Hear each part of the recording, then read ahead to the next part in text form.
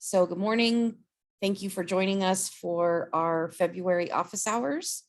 We've got a couple of things to talk through today. And as always, you are welcome to unmute or use the chat to ask any clarifying questions and ask any additional questions that you may have when we get to the end. So the first question that we had was, if an IEP is recent and the ETR is then completed afterwards, must the LEA write a new IEP? And the simple answer to this is no. What is required is that when you've got an IEP that's, a month or a couple months old, whatever the case may be, and the ETR, new ETR is done, you have to look at the ETR and the team needs to consider whether the new information constitutes any changes to the existing IEP. Very often it may, but it also may not. There may be nothing that is relevant that would impact the services already outlined in the IEP. If that's the case, at a minimum, what the district is required to do is issue a PR01 where you thoroughly explain that all of the information in the new reevaluation were considered, but no changes were necessary to the IEP at this time. You may need to tweak the IEP a little bit with some minor changes, and that can be done through the amendment process. If you need a total overhaul, because there's a lot of stuff that now is going to significantly impact the IEP and you need to adjust goals and services, etc., then you probably want to do a new IEP. But there is a misconception that anytime there's a reeval done, you are required to write a new IEP, and that is simply not true. And doesn't always make sense. So it's not, some people think, well, that's a best practice. It really isn't. If there's nothing that needs to be changed and the IEP is sufficient, there's nothing wrong with just stating that, or there's nothing wrong with making minor changes through the amendment process.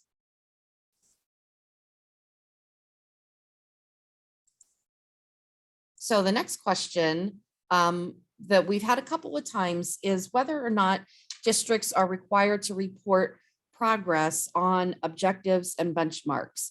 And the answer is sort of twofold. You are not required to report on the progress report on anything other than the goal. However, if you have benchmarks or objectives, you are required by law to progress monitor. So you have to gather the data one way or the other. If a parent would ask to see it at any point in time, the district has to make that available. And so you must have that data in existence and readily available. And if you were in a due process situation, you've got to have data on the objectives and benchmarks that relate to the goal. You simply do not have to report on them at interims and report card time. I will say this, though.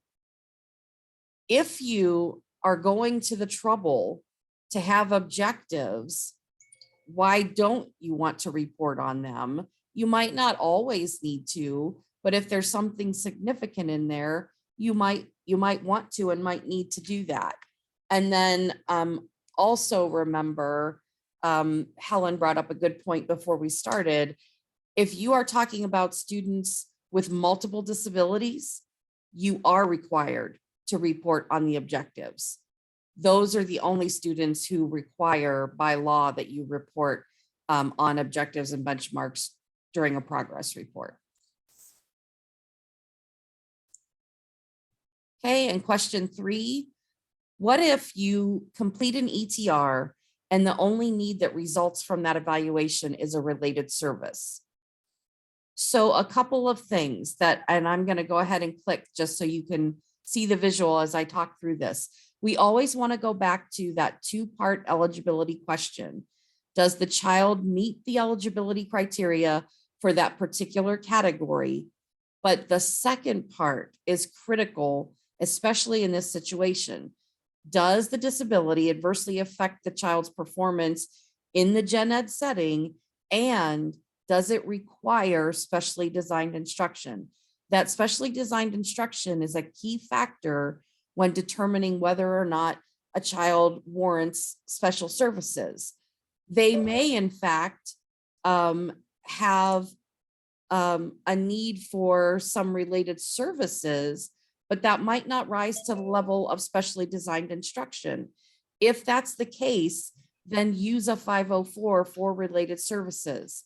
We have also found in the last couple of years that many folks have been under the false impression that you cannot, they have a conversation with all of them about, excuse me, I'm going to stop here for just a second because I've got someone who is it's not not just muted.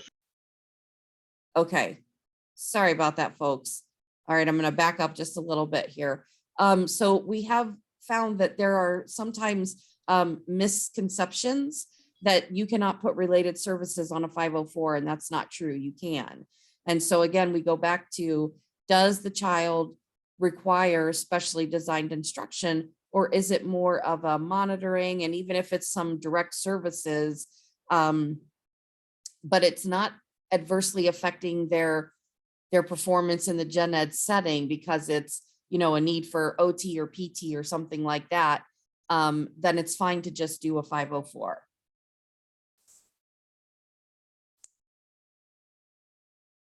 All right, I'm going to turn things over to Helen. Sorry, it took me a minute to unmute. So we've had some questions on related services as providers only, and Dee Dee just talked about that a little bit. But if you have an IEP that only contains a related service, how do you write the SDI and related sections in section 7?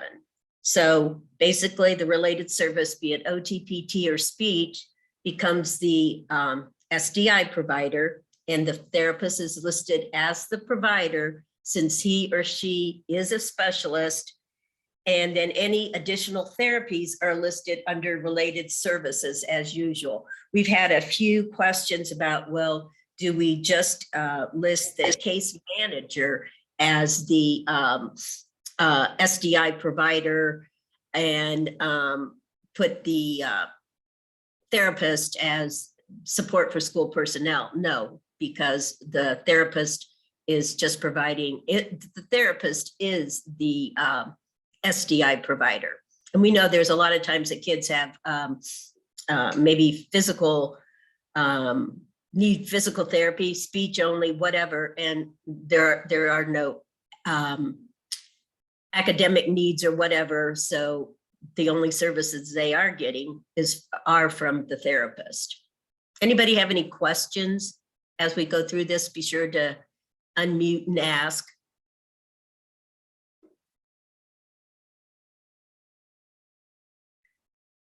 Okay, what if a related service provider cannot attend the IEP meeting? Must we excuse? Do they sign? And what else is required? Well, basically, if the related service is the only provider, they need to be at the IEP meeting. But we're talking about when we have an IEP meeting and say the therapist can't be there. They're not required members at the meeting unless they are I just said that, unless they are the specialist providing the SDI. They do not need an excusal. They should sign in the bottom section where members whose content was discussed. And then we'll continue on the next slide.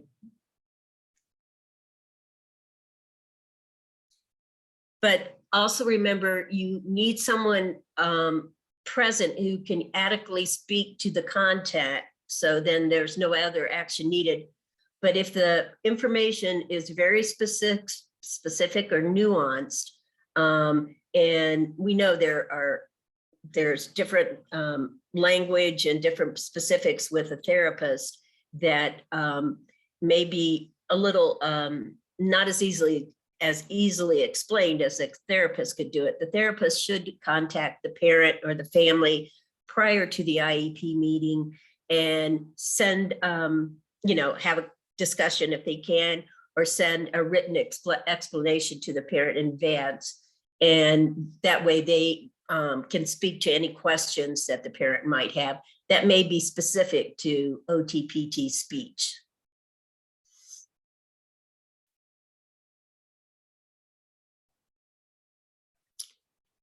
Oh, okay. Is this me, Dee Dee? Yes, ma'am. Okay. Sorry. I don't think I'm on the right slide. I know Helen, I'm this not. one is about, can you say Okay. instructional level or grade level materials? I've got it. Thanks, Dee Dee. So when writing goals, can we say given materials at students' instructional level or given grade level materials? This has gone back and forth forever.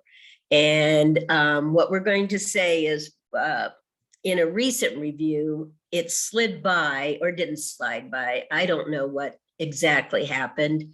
It only happened in one district and just a couple questions. So it wasn't across the board. In past reviews, this was identified as non-compliant, and the ruling was you must identify a specific grade level. What I was saying is it was overlooked or permitted on a record in a recent review, but you do have to say what grade level. Now, what we're talking about too is if you have a student that's several grade levels behind, like in reading fluency, you can say what where they're at with reading fluency, but you do have to remember you can adapt and modify or accommodate whatever grade the level, but you have to be able to say what instructional level. For example, you wouldn't be giving a 10th grader materials at a 3rd grade level. You would adapt 10th grade materials to the student's need, but we can't be giving them actual 3rd grade materials. And we have seen that that actually the student is reading on or at a certain grade level that's much lower than their actual grade level, and they're actually receiving materials at that grade, at that much lower grade level. So does anybody have comments on that or want to? I know we could open a can of worms, but quite honestly, Dee Dee and I kind of had a can of worms opened in a recent review where a couple things were overlooked, and we were asking, are you changing this now? Are you, what are we saying? Because this has gone back and forth, and they were very specific in the past with you have to say a specific grade level that the student's Right. at. Right. That's such a good point, Helen. And like Helen said, we don't give a 10th grader 3rd grade reading materials, but rather we adapt those 10th grade materials so that the readability level is lowered, but the content remains the same. Because otherwise it's not age appropriate, and you're not allowing the student to access the grade level curriculum if you give them something that's 5 grade levels behind. So that's critical to remember. And what we always say too is, you state, if you want to say grade level, you have to state which grade level. So given Right. 6th grade level math problems, or given 6th grade level informational text, student will XYZ. If you don't want to write that at all, you don't have to. You can say, when given informational text, student Right. will answer, comprehension question citing 3 details, whatever. Or you can say, given multi-step word problems, or given multi-step equations with one variable, student will XYZ, student will solve, student will whatever, and not state a grade level at all. So there are lots of ways that you can address that without writing the grade level. But if you choose to say an instructional level or grade level, like Helen said, you've got to state it. Yeah, and I think that's where people also get confused, thinking they do have to state the grade level when, like Dee Dee said, if you write it in that specific way, you wouldn't have to state the grade level. Of course, now you're going to have to be prepared if a parent asks, you know, not that you wouldn't be doing adapted materials, but if a parent asks, is my student really reading on a 10th grade level? You're going to have to be prepared to say what you've adapted at what level. I mean, what you've adapted that no, they aren't reading fluently at 10th grade. Exactly. That's a great point, Helen. And don't forget, you're going to have addressed that in your profile and your plop. So it's going to say in the plop that the student can't read at the 10th Right. grade level. And you might even say that their current reading level is, 3.4 or whatever it is. And then like Helen said, in the goal, you're writing in that condition that it's adapted 10th grade materials. Yeah, and Katie has a good question that we hear all the time too. Would given grade level work be appropriate when that is what all students are working on? Yeah, and the answer is no. The state has been very specific about that they don't want to see the term grade level or instructional level. They want it specified. So And we suggest, just as we said, either say given 6th grade level math problems or given 5th grade level literary text, or just omit grade level altogether and say when given informational or literary text, the student will blah, blah, blah. Or when given 3-digit multiplication and division problems, student will blah, blah, blah, and just omit saying grade level altogether. So Yeah, you can do it either way. And I agree. I see where you're coming from, Katie, because we kind of argued that too, that instructional level would be a little different, could be inferred that it's their instructional level, which wouldn't be that actual grade level. But when you say grade level and we look on their IEP and it's 10th grade, we would, yes, assume that that's their grade level. We did go back and forth with the state on that. And like Dee Dee said, no, they want you to put that actual grade level in if you're going to use it that way.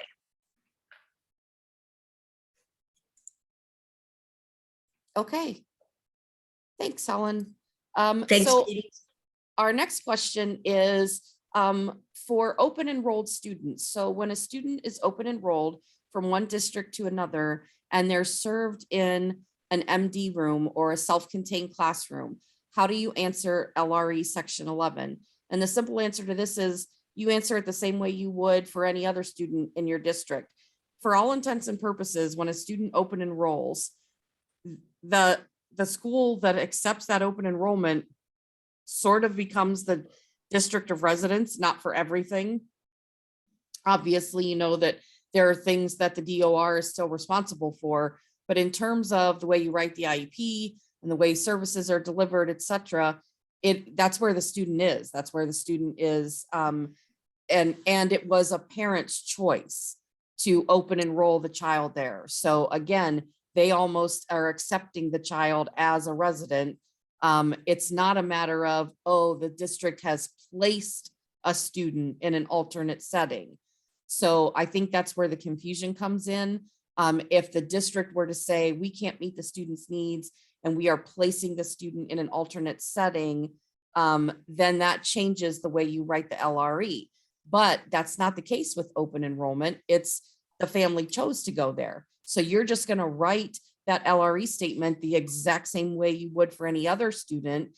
And you will indicate in the other section on the front cover or in the profile that that student is open enrolled from District A to District B.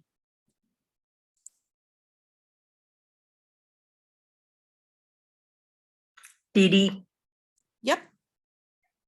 we have a question in, can we clarify, our favorite area, no, section 11, if the student is on John Peterson or autism scholarship. Sure. Great question. And what I would say is you again are going to kind of follow that same process, that you will write it as if that, that is the student's DOR. But oftentimes when a student is on scholarship, they are at a specialty school. So they Right. are at an alternate placement, which may not have a full continuum of Testing. services. Very often when kids are on scholarship, they're in a school that is serving only students with disabilities. And so that needs to be reflected in that LRE statement, that, they are in a specialized setting.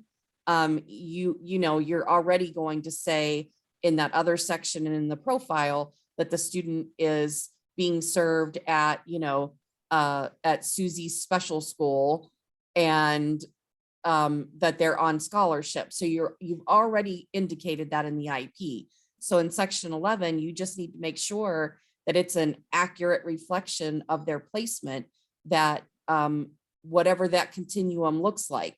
So there may be situations where there is a continuum of services and the student may be in a more restrictive setting, but has some access to same age or same grade peers, or not. And so it depends on what that setting truly is.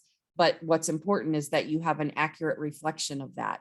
And so again, you're already going to take care of explaining that they're at an alternate placement in, the profile or the other section, but it doesn't hurt to say that as well in section 11 in LRE, that they are, they are enrolled in whatever specialty provider through the scholarship program, and then again, list how they are removed from same age peers. If the entire setting is removed from same age peers, then you make that clear. If there is some access to same age, same grade peers, then you're going to break it down just like you would in your own district. Any other questions about that?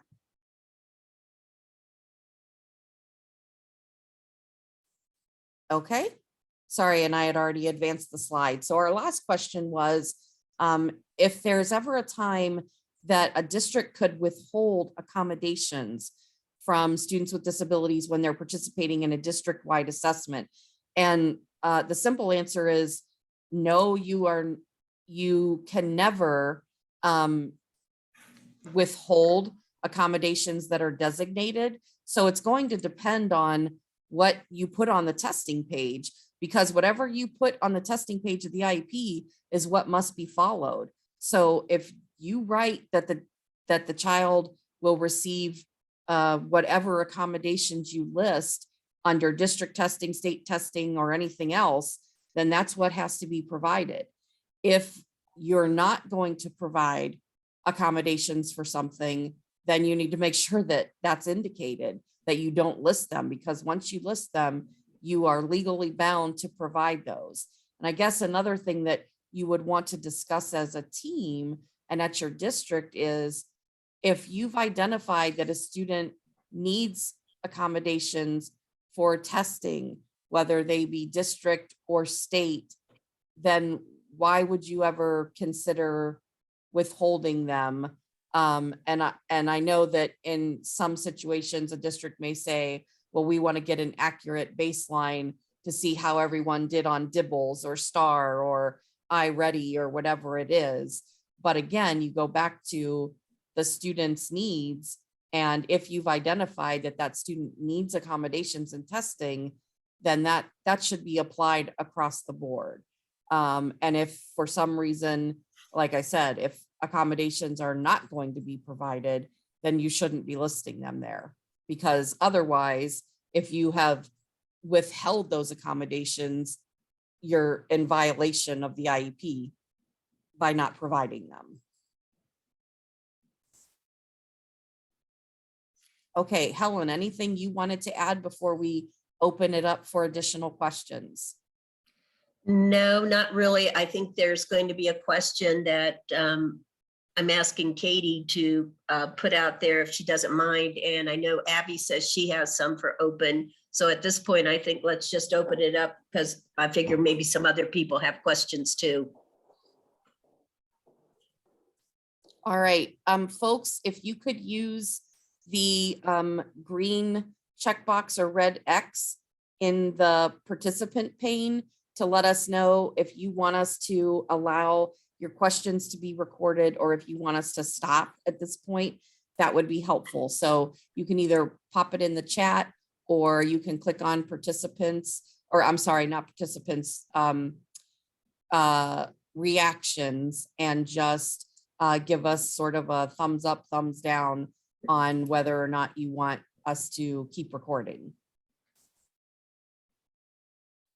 Dee Dee, it's Marcy. Yep. Hi, Helen. Hi, guys. Dee Dee. I think the confusion over the scholarship stuff comes from, in terms of LRE, comes from certainly the way I was always told was you're writing that IEP as if the child would be coming to your district, as if you're offering FAPE. Here's what we would offer if the child came here. But what I'm hearing, I'm sorry, but what I'm hearing is we should really be reflecting what that child is getting over there, let's say at Susie's, school. Well, And- I'm going to let Dee Dee jump in after I make a comment, if that's okay, Dee Dee. Yep. That was my perspective, that you would write it as though the student was coming back to as if the student was attending your district, because the scholarship school often writes something totally different and submits that. I mean, I'm not knocking anybody that has scholarships, but I had always thought you would write the IEP as though the student was coming to your district, and then you may be in on writing the IEP with the scholarship school, and then for their district, for their school. So yeah, I think we need that clarified. Yeah, I'm sorry. That's what I meant in my answer. I was answering as though it was the scholarship provider writing it. You're absolutely right. When the district is writing it at that initial point in time, you always write the IEP as if you are offering FAPE and the child would be being served in your district.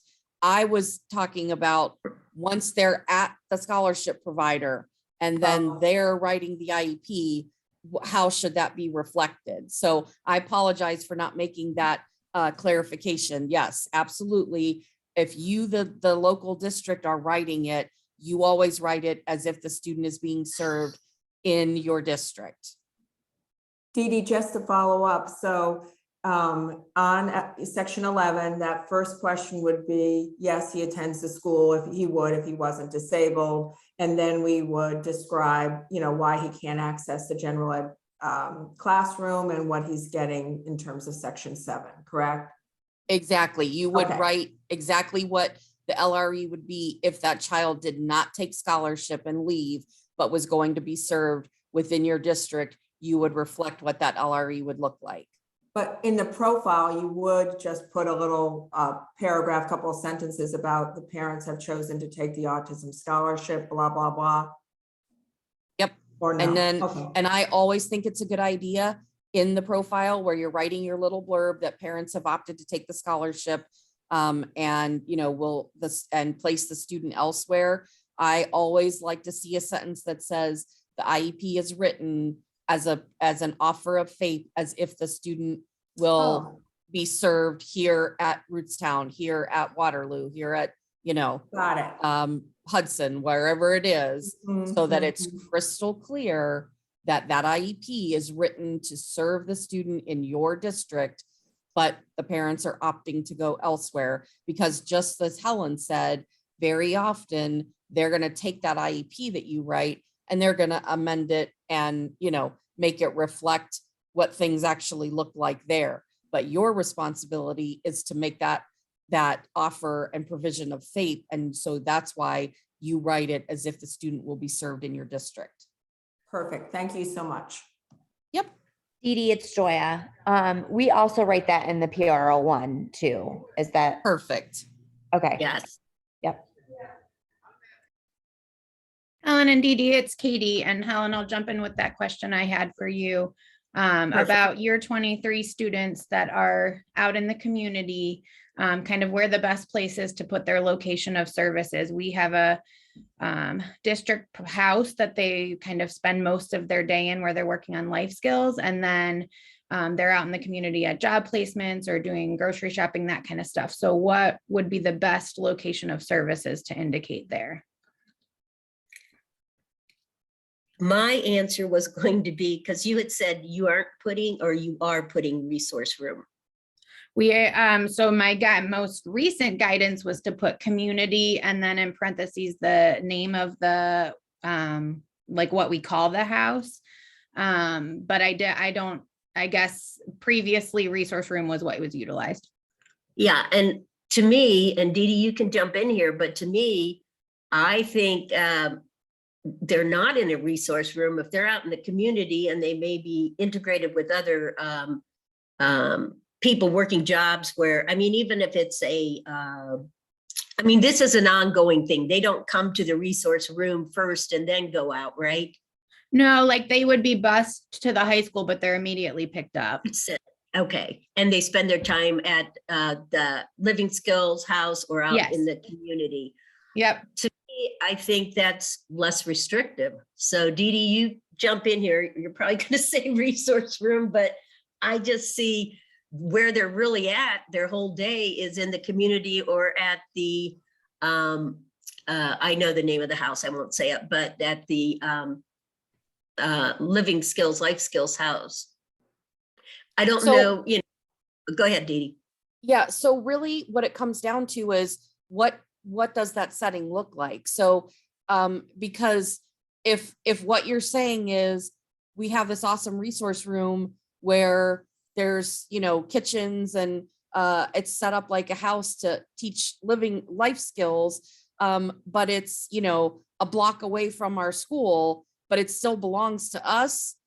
That's still a resource room. It's no matter how awesome of a resource room it is, if they're not truly out in the community and they're not interacting or being instructed with people from the community or same age peers, it's still a restrictive environment. So I agree with Helen. I would say that for the house, but my question about the community, are they working Right.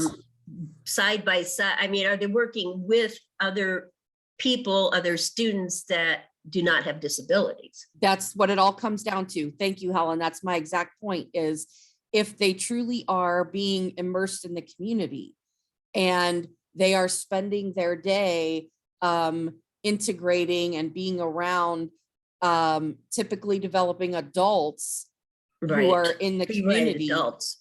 Yeah, that's because it wouldn't be students, obviously. Right, it'd be But plus 23. that's different.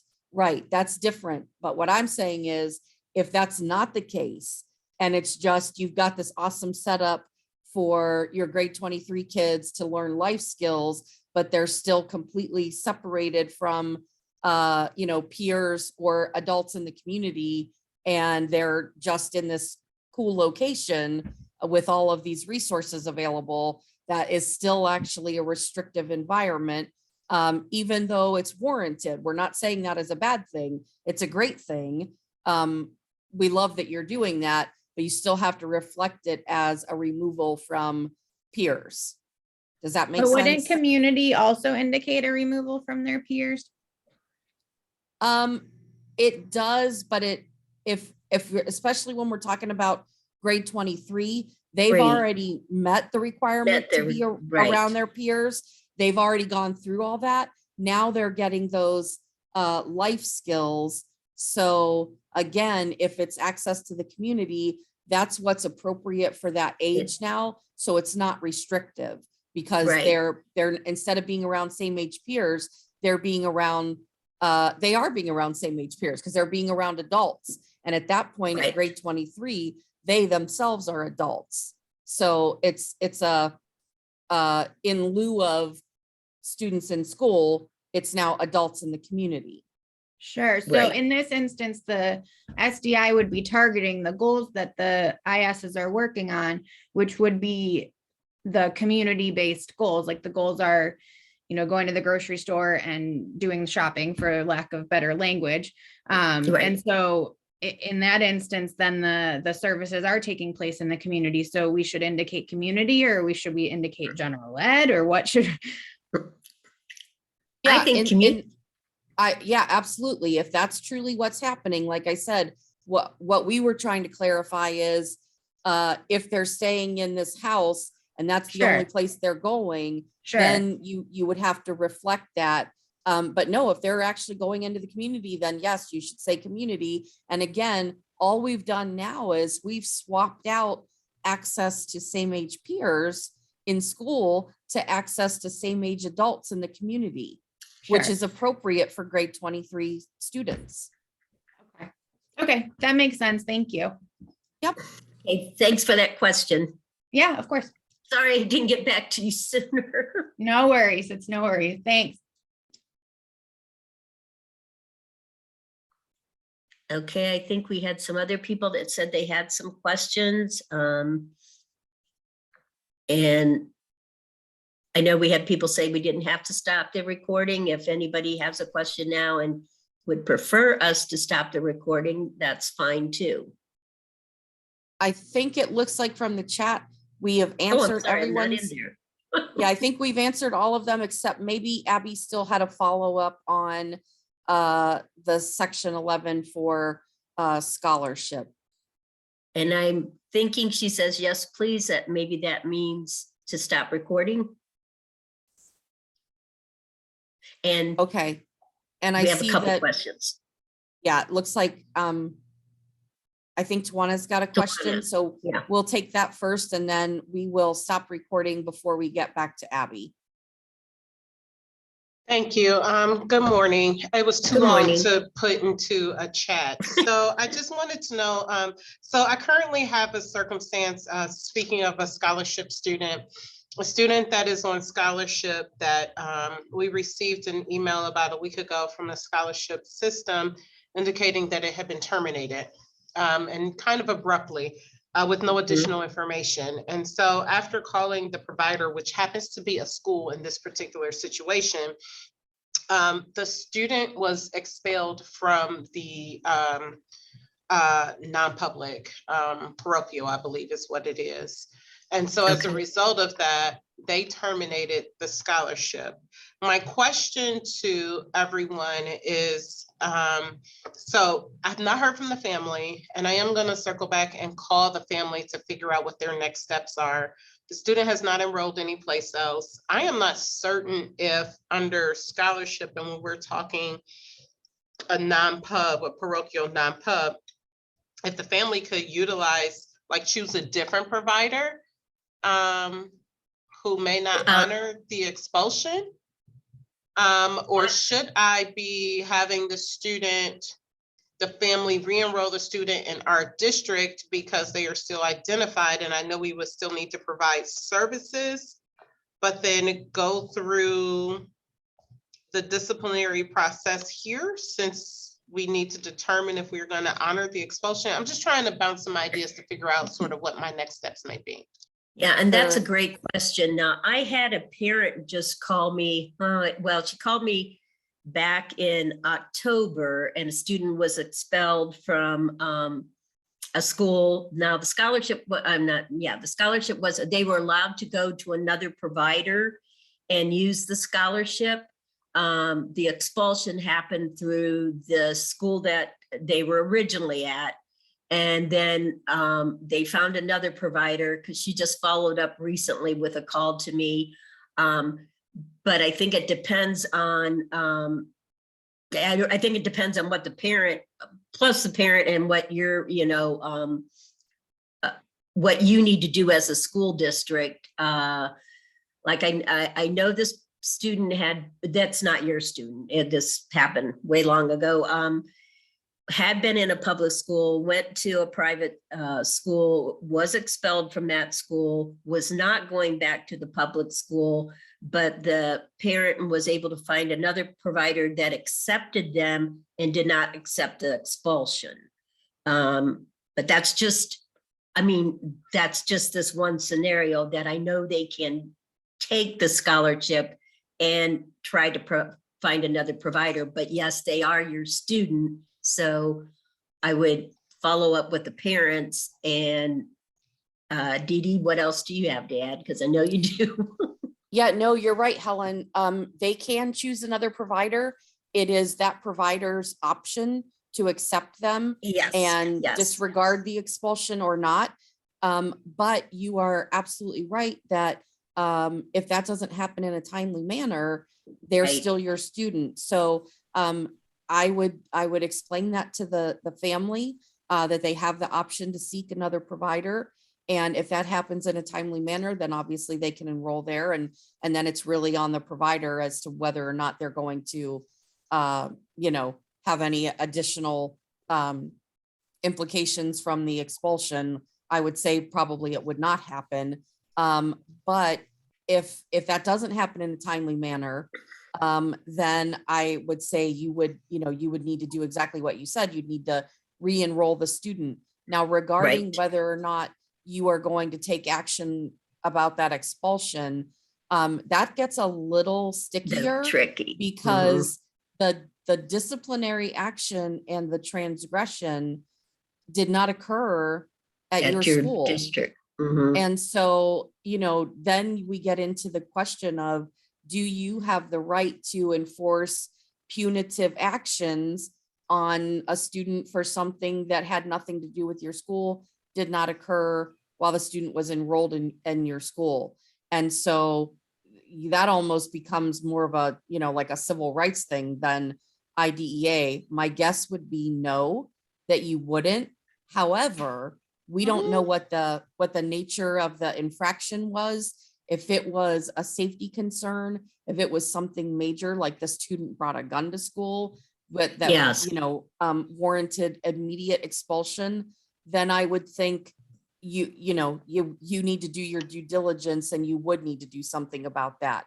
And in that case, what I would do is I would absolutely confer with your district attorney Right. and, your legal representation. And in that case, I would also even reach out to the Office of Exceptional Children just to make them aware of the situation that, you are re-enrolling the student and that, you understand that you may not be able to act upon disciplinary action from another school, but because of the nature of it, you need to follow through with something. And because if you're talking about a student transferring from one public school to another, when there's been an expulsion or a disciplinary action, that can carry over. Right. With limitations. But this is a case where the student was in a private school. And so that changes things a little bit. So again, it's a little more nuanced. But if it was a very serious honestly, we have infraction, no idea because, and that's actually part of, and I would love for you all to help to advocate with the scholarship systems. There continues to be such a barrier between the scholarship programs and communication with the public school districts. we know. There's so much onus and responsibility with very little information. Other than the email that the scholarship was terminated, we literally have no other information. And Right. it was, kind of the previous provider to at least even answer our question as to why the scholarship was terminated, because otherwise we would have no idea at all. I have Exactly. no idea the nature of the circumstance or like any of the details at all. Right. No, we understand. And we, if you've been around any of our office hours, you've heard Helen and I say, we are very frustrated with the current system that's in place. We have requested training from the scholarship office. We thought that was going to happen a couple of years ago at OcaliCon. It did not come to fruition. And there have been so many changes in personnel there. It's kind of hard to keep up with, and we understand the frustration of the system as it exists, that while you're responsible and your district is on the hook for things, you get very little information back to work with. We know, we hear about this all the time. And as Helen said, I mean, we share your frustration. We try to navigate the waters as best we can with the information that we have, but unfortunately, we're not provided with a lot of information or guidance out of that office either. And so we have to constantly dig to try to find guidance that we can then share back with all of you. So we get that frustration. Again, I would say in that situation, if you don't know the severity of the behavior that caused the expulsion, I am definitely going to say you need to consult your legal counsel for sure. Okay. Thank you, guys. I appreciate that. Thank you. Sure. Okay, I think we may only have one question remaining that we want to take after we end this officially. So if there are no objections, we're gonna thank everyone for coming. And we Yes, want to thank you. remind you that our next office hours are March 16th, and those will be the afternoon session at 1 o'clock. And be sure to jump on our website and register for those. And so if there's no other questions, we're gonna go ahead and stop recording. All right. Oh, wait, I see something. Okay, yep, we've got one more. So go ahead. Sorry, guys, it's me, it's Marcy again. I'm sure I can anticipate your answer, but how about PRO ones with manifestations from career centers? I'm having a tough time. In fact, I'm not getting PRO ones following manifestations from career centers. And as I look on the guidance from ODE, it's not necessarily stated, but I'm sure it would be best practice. Yep, absolutely would be Yes, best it would be practice. best practice. And it is required. It doesn't matter if the student is at a career center or in district. There has to be notification to the parents that there's, going to be a manifestation manifestation. determination. And then I can't imagine any scenario where you wouldn't follow up with a PRO1 with the results of that manifestation. Obviously, that's all documented in the tools, in the Right. documents themselves that you use. But best practice always is to follow up with that PRO1. So I guess I would say if they're not doing the follow-up PRO1, but all the information is contained in the manifestation review documents, okay, you could let that go. It's not the end of the world, even though it's not best practice, but there at least has to be that initial one indicating that there's been a suspension or an expulsion or whatever it is, and that there's going to be a review. Right. I'll follow up with an email to you guys, okay? Okay. Okay, thank you so much.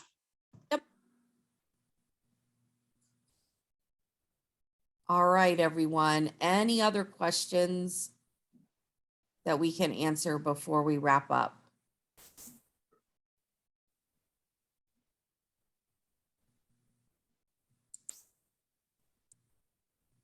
Okay, well, once again, thank you all for joining us, and we hope to see you next month.